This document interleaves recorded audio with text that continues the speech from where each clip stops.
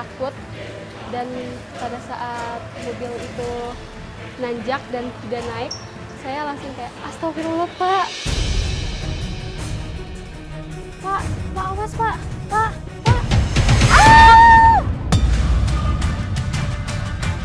Ada truk berbalik tuh, truk berbalik tuh.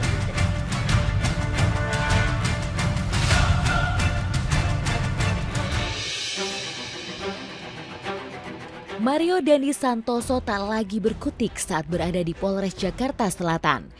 Laki-laki 20 tahun ini ditangkap usai menganiaya D. Akibatnya, korban sempat koma selama beberapa hari dan harus menjalani perawatan intensif di ruang ICU. Aksi penganiayaan tersebut menjadi perhatian warganet dan sempat viral. Usai menjalani pemeriksaan, anak pejabat ini ditetapkan sebagai tersangka dan langsung ditahan. Peristiwa penganiayaan berawal dari adanya laporan dugaan tindakan tidak menyenangkan terhadap AG pacar Mario. Tak terima perlakuan tersebut, Mario langsung menyusun rencana mendatangi korban. Penganiayaan sendiri dilakukan di salah satu perumahan mewah di Jakarta Selatan. Kasus ini terus berkembang. Gaya hidup mewah Mario menyeret pemeriksaan terhadap harta kekayaan orang tuanya. Hingga kini, pihak kepolisian telah menetapkan 2 tersangka. Shane Lucas ditetapkan menjadi tersangka karena membantu niat jahat Mario.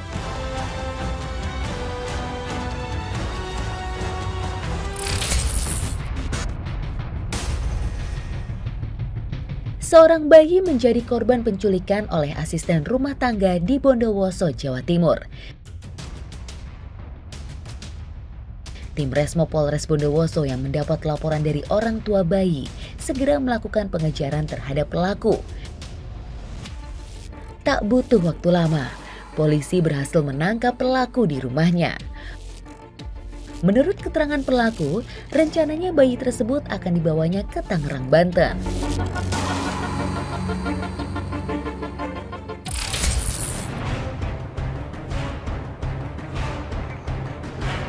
Balita berusia 2 tahun diikat dan dikunci di dalam kamar mandi oleh tantenya sendiri. Mengetahui hal itu, sejumlah warga desa kemudian mendatanginya. Warga berhasil menyelamatkan balita berusia 2 tahun itu. Diketahui video viral yang terjadi di Nusa Tenggara Timur berawal dari sang tante balita yang akan pergi ke kebun. Karena tak ada yang menjaga balita tersebut, tantenya kemudian mengikat dan menguncinya di dalam kamar mandi.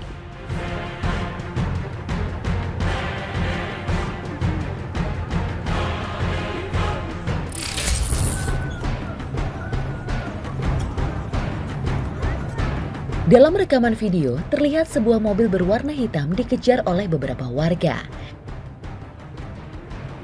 Semua itu dikarenakan mobil tersebut hendak kabur usai menabrak pengendara sepeda motor.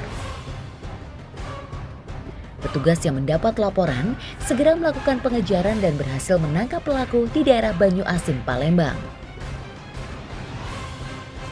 Setelah diselidiki, mobil tersebut tak lain adalah milik temannya sendiri. Pelaku berniat menjual mobil curian ke Lampung. Peristiwa berawal ketika teman pelaku menyuruh untuk memperbaiki remote mobil. Bukan membetulkan remote, pelaku justru membawa kabur mobil itu.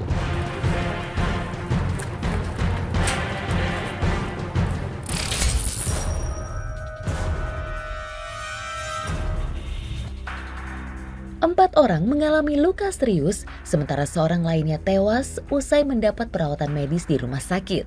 Semua itu disebabkan oleh sebuah mobil minibus yang menabrak 5 orang pengendara sepeda motor di Jalan Gajah Mada, Kota Mataram, Nusa Tenggara Barat.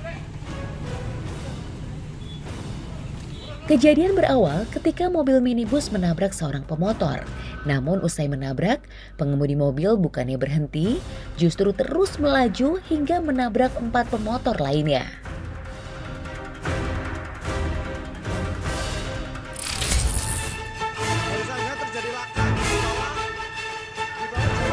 Sebuah truk tronton yang membawa perabotan plastik mengalami remblong dan terguling di Purbalingga, Jawa Tengah. Peristiwa berawal ketika truk tronton melaju dari arah Pemalang menuju Purbalingga. Namun, truk mengalami masalah pada sistem pengereman. Akibatnya, truk hilang kendali dan terbalik. Beruntung, tak ada korban jiwa dalam kecelakaan itu.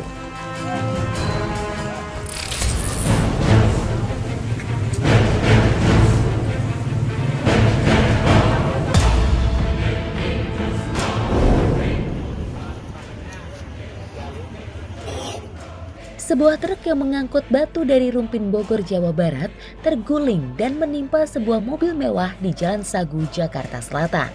Dalam rekaman video amatir, terlihat tumpahan batu kerikil menimpa bagian depan mobil. Meski tak ada korban jiwa, namun kejadian itu membuat para penumpang mengalami trauma.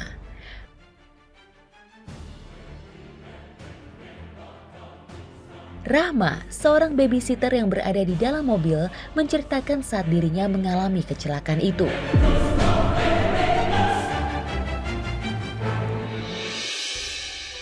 Siang itu, Rahma bersama sopir hendak menjemput anak majikannya di sekolah. Sang anak yang akan dijemput sabar menunggu ditemani oleh 2 orang temannya. Ntar juga datang. Yaudah deh, kita nungguin kamu aja. Yaudah, makasih ya Mura. Tak lama, Rahma sampai di depan sekolah. Ia lalu mengajak sang anak untuk pulang. Maaf ya, tadi Bibi belanja dulu. Maafin Bibi ya. Ya udah gak apa-apa. Udah, ayo pulang. Jadi pada waktu itu, jalan yang biasa kita lewati bukan jalan yang biasa. Dalam perjalanan, sang sopir berusaha mencari jalan pintas agar lekas sampai di rumah. Jalannya cukup kecil dan cukup untuk hanya cukup untuk 2 mobil. Pak, kok tumben sih jalan sini? Iya, biasanya gue gak jalan sini. Ya udah deh, gak apa-apa. Di depan ada sebuah mobil truk bermuatan penuh. Melihat hal itu, Rahma dan anak majikannya ketakutan. Apalagi posisi mereka berada di belakang mobil truk, Rahma mengingatkan sang sopir supaya menjaga jarak dari mobil truk tersebut. Saya agak takut dan pada saat mobil itu nanjak dan tidak naik.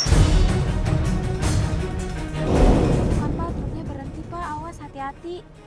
Tiba-tiba truk mundur tak terkendali. Pak.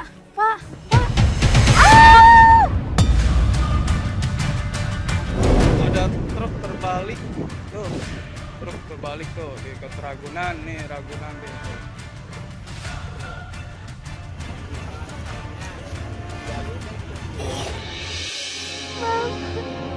Sementara di dalam mobil, Rahma dan juga anak majikan merintih kesakitan.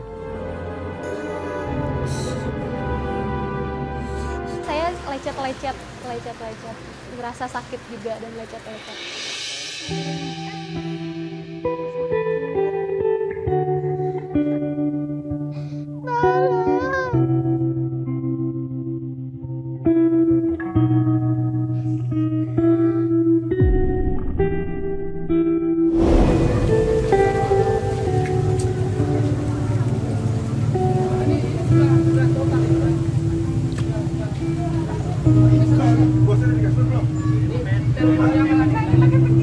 Alhamdulillah saya selamat dari kecelakaan itu dan saya berucap syukur kepada Allah karena ya saya selamat dan cukup shock aja pada saat itu.